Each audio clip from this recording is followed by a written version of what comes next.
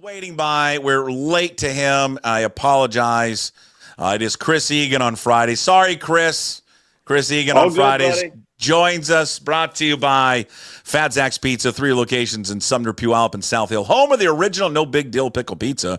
You can book one of their 3 food trucks for catering, birthday parties, graduations, corporate events.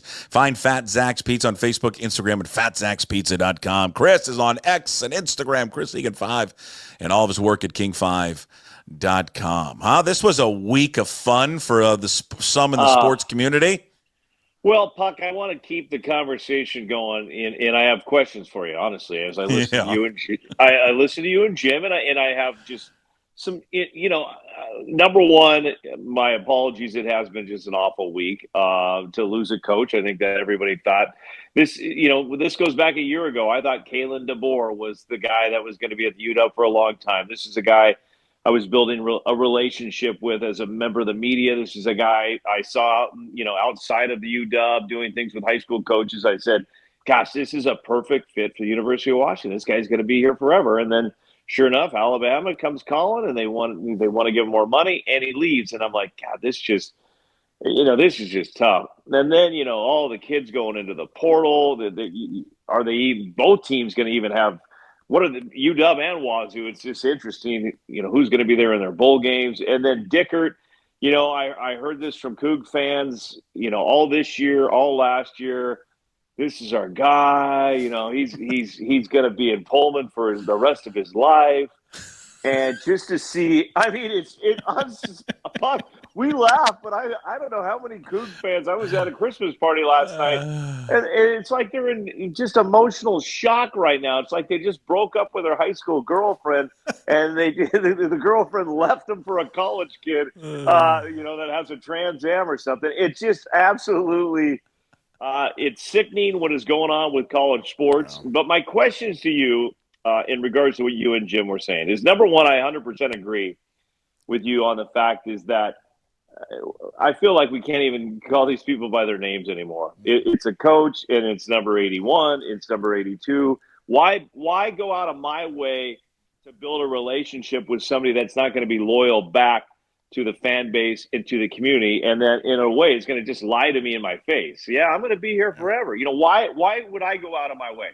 Because there are a lot of people around here that are loyal, friends, co-workers, teammates, other coaches, and I'm going to devote a lot into them. But in regards to college sports right now, there are some exceptions out there, Puck. Heather Tarr has been over at UW for 20-plus years. There's other, smaller sports, I would say, football and basketball, though, at this point. Why build these relationships anymore? Because these coaches and players, they're not here for the school. I think that, you're right. I just think that time is gone. You just treat them as, I'm going to talk about it with, hey, what the puck at the end, but it's just, you treat them as a widget. It's just a number now.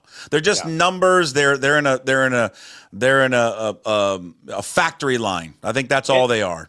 Just and it's almost line. Puck, and it's almost worse than, and yes, Seahawk fans are number one in the Pacific Northwest, but college sports was so pure for so long, but it feels like it's lesser than professional now more than ever, because they're not even signing, 4-year deals. They're a semester and they're gone. So how can you build relationships and become a fan base, with some of these teams? And here's my question to you, because I heard Jim talking about somebody, pulling their tailgate, and not supporting the Cougs. And I agree with you. These are your schools. You need to support them. But how do we not be hypocritical on this one when we sit there and say, well, the Mariners aren't going to spend, we need to stop showing up. We need to stop going to games and really show them.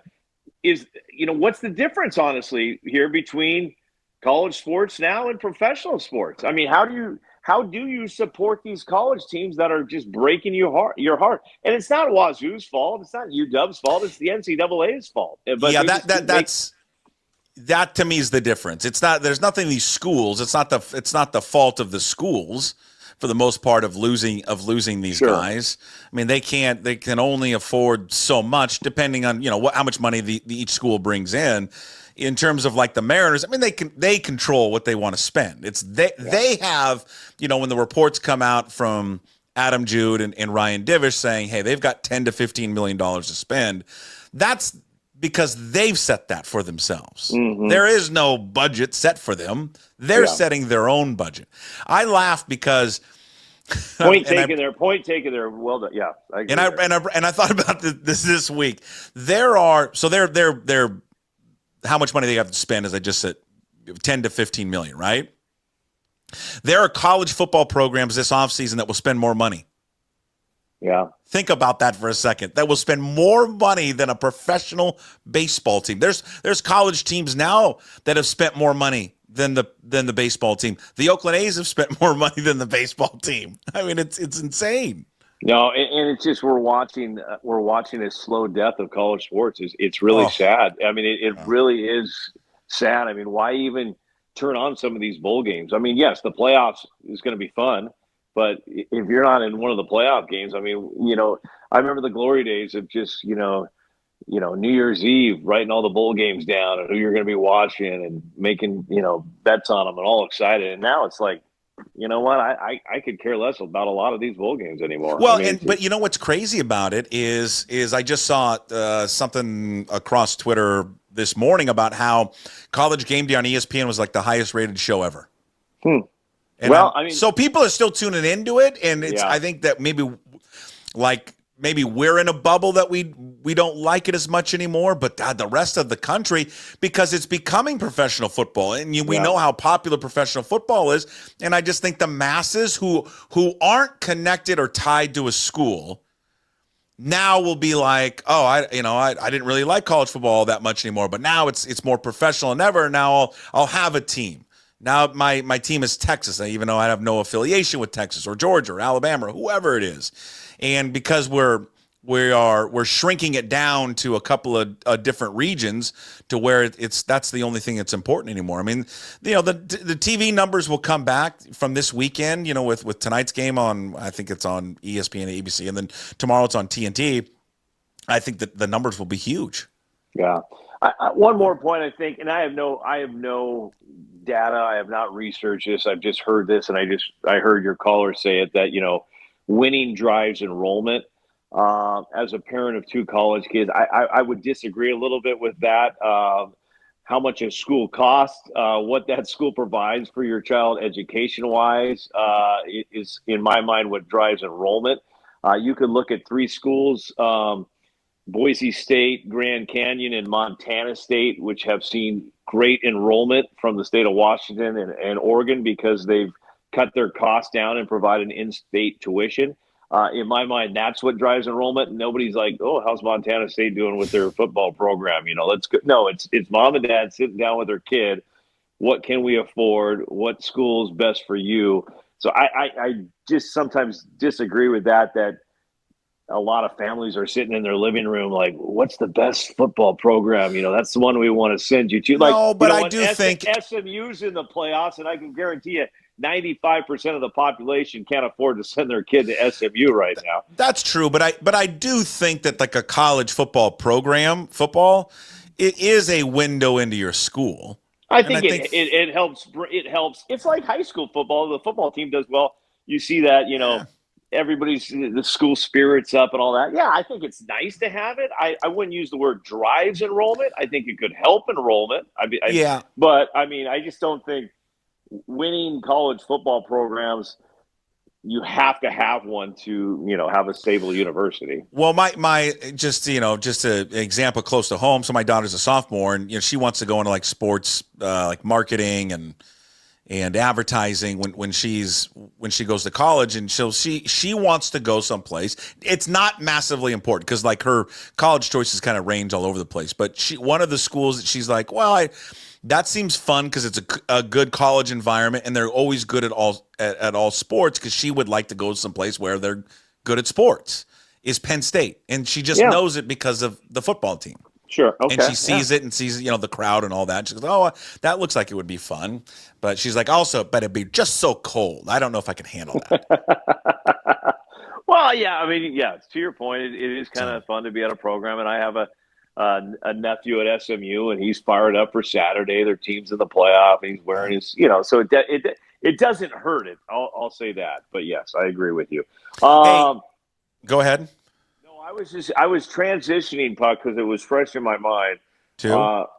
'Tis the season, and last night stumbled into the Egan house, and they were having my wife's family Christmas party. And I have to give a lot of credit here as we're talking about the Cougs to Wait, time out. Are you yeah. not invited to the family No, well, Christmas I'm party? gonna Because you explain. make it seem like, hey, I'm just coming home and all of a sudden, whoa, it's Mel Egan's family Christmas party. Aren't you part of the family? Story behind that, Puck. So 3 months ago, I signed up for a big pickleball tournament, like the top 10 players in 50 plus open division were in this Kirkland tournament. My hope was that the pickleball tournament would start at 8. Well, it actually started at 12. And then they usually kind of break them up. So you'd play 4 matches. And if you advance out of that, you'd play in the semifinals. So 3-hour max. Since all the teams were pretty rated equally, they decided that everybody would play each other once. So 9 matches starting at noon. Now we get to the last match. We're 5-3.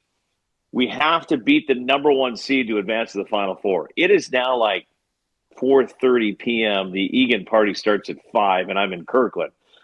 But the competitor in me says, no, I'm going for this thing. Kids are watching the stats at home. I got to. So we upset the number 1 seed, advance into the semifinals.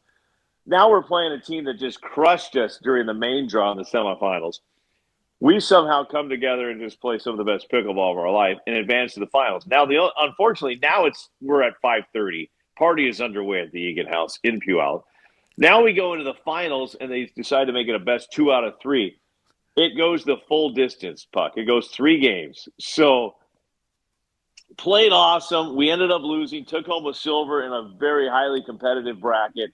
I'm excited, but now I'm thinking, I text my daughter, I say, can you make sure Mom has enough wine? Because I'm running a little late, and I need Mom to be feeling really good when Dad rolls into his own party 2.5 hours late.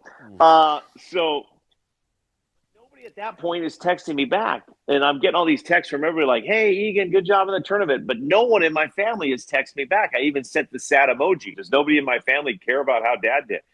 And nobody's texting me back. So then I text a couple other people with a family. Nobody's texting me back. Now I'm like, is our house on fire? What is going on? Like, nobody is texting me back. So I roll into the house, Puck, and this is where I give a lot of credit to former Coug great Brian Fair. I come into the garage, and I hear just laughing and giggling and just everybody having fun. I walk into the kitchen, and there's probably 55 family members just circled around the kitchen.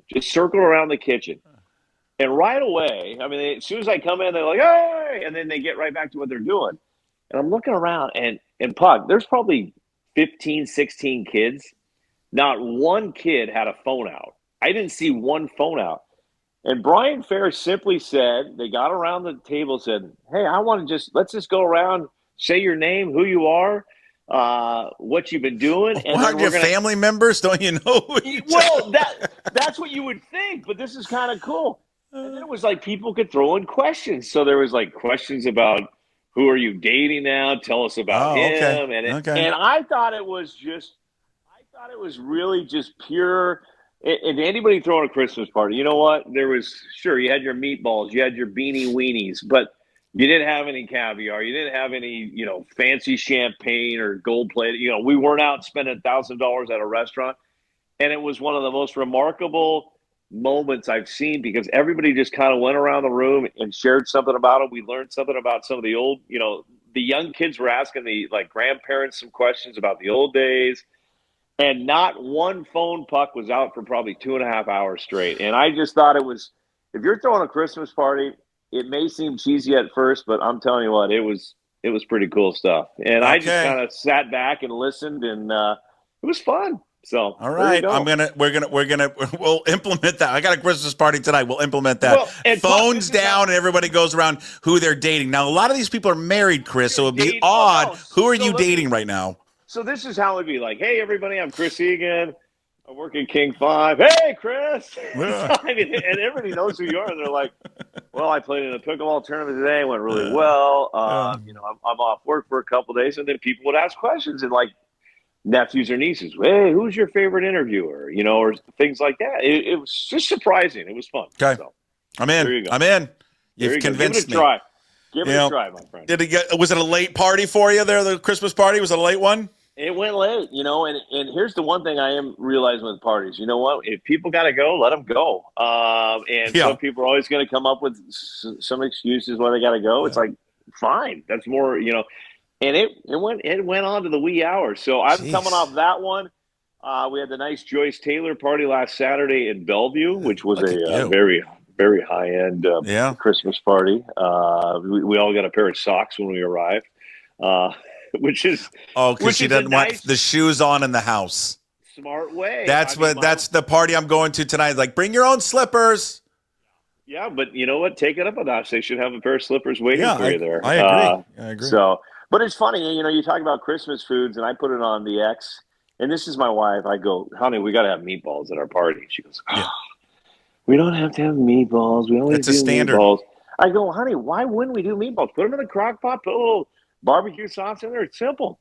Right. I know my family. Nobody's going to eat them. What item, Puck, do you think went first? Number one. Yeah, meatballs. Everybody's going for the meatballs. Everybody loves a good meatball. Yeah, I need a last second gift for the wife. What do you got? You know what I think, Puck, is try this new trendy store in Bellevue, and I don't even know how to pronounce it. Alo. The women love it. It's ALO. Very trendy athletic wear. It's different from Lululemon, but the ladies love it. And even if you get the wrong outfit, you get a receipt, and it shows you care. It shows you're going out of the box. It shows you're doing something on your own. Always go a size smaller. Yeah, yes, exactly. Go smaller. You're picking up some Victoria's Secret, go a size bigger. I'm not a small. Oh, I thought you were. That is the great. Yes, never go a size bigger for any. Why did you buy me a shower curtain? Yeah, I like that one. I told my wife to get me a mic for the podcast. We'll see if that comes through. Oh, okay. I'd like to step up my game for the podcast. Okay. A real microphone. I like that, Puck. I don't think you can go wrong there. I don't know. I think jewelry's too risky. I'm going to be honest with you. Everybody does it. Everybody does jewelry, and I don't like it. I don't like it. Hey, also, go ahead. No, I was just going to say, I just think you go. You know what? You can never go wrong with Costco. It has all these high-tech phone chargers out now. High-tech phone chargers? I mean, nothing screams romantic like a high-tech phone charger. You wrap it up. Okay. Come on, Egan. All right. Well, how about a gift card? How about a gift card to maybe one of the, what I'm talking about, stores? Yeah, I'm in for sure. Okay, yeah. Hey, okay. I did something I know you've probably done this week. Middle school basketball tryouts. I'm coaching the JV and the JVC team, by the way. Oh, boy. Double dipping. Boy. Yeah, well, no one steps up. Yeah, I know. Everybody wants to complain. Everybody wants to complain and talk about how great their kid is, but you're right. Nobody wants to. But nobody wants to do it. Oh, we're not going to have teams. Well, someone's got to step up and do it. Yeah. So me and Coach Doug, we got Doug and I have been coaching forever together. We're like, we'll do it again, and we just know that we're gonna regret it at the end of the year. But anyways, we had to cut. We never have had to cut kids before. That's a dicey one. That's it. It's just never fun to do that. Well, it's something I've had to do, and this would be my words of wisdom on this. Is honestly, it's be honest and be upfront, and that's all you can do. I mean, that's all. You're trying to provide them an opportunity, and I think that's all you can do is just be honest. And these kids aren't dumb. I talked to the kids. We were in the state soccer tournament last week, the Final Four. And we have 19 kids, and all 19 were there. Only 11 on the field. There's a couple of them that have been there all, year long, but, probably not two of my better players. And I was just honest with them. I said, hey, guys, I played you a lot this year, but it's going to be tough to get in. I'm going to do my best to get you guys in. And they looked at me and said, we know Coach Chris. Let's go get the win. Let's go get the win. So I think what you don't want to do is make empty promises you can't make to kids, because these kids – they take what coaches say and run with it. I mean, I had a moment last week, Puck, where I broke down and cried, and I even gave a very short speech.